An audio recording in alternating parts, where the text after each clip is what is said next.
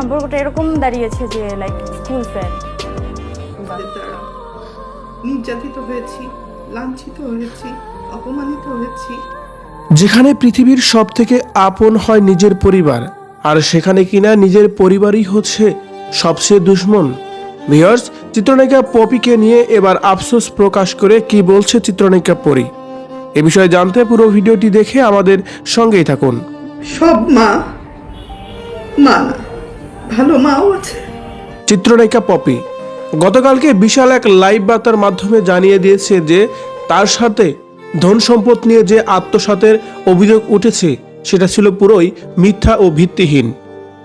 পপির মতে তার মা হচ্ছে মানসিক ও ভারসাম্যহীন একজন মানুষ, কিন্তু তার বোনরা তাদের নিজের স্বার্থের জন্য এরকম একটা নাটক সাজিয়েছে। সারা জীবন পপির টাকাই তারা চলেছে, এমন কথাই বলছে পপি।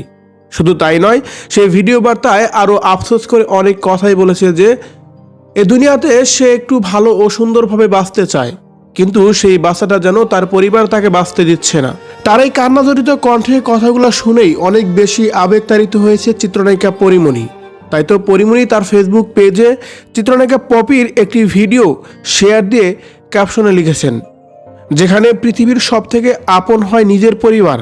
পপি আপু, আমরা তোমাকে অনেক ভালোবাসি, তোমার সাথে আছি।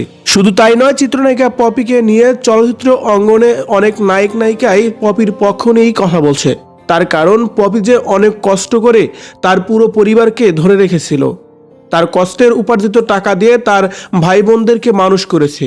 আর সেই ভাই বোনই যখন আজকে তার বিরুদ্ধে, শুধু তাই নয়, তাকে মারার জন্যও হুমকি দিয়েছে তার পরিবার, তাকে মারার জন্য টাকা দিয়ে লোক ভাড়া করা হয়েছে, এমন কথাই কিন্তু পপি বলেছে।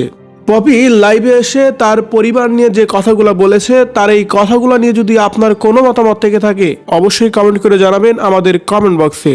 ধন্যবাদ পুরো ভিডিওটি দেখে সঙ্গে থাকার জন্য।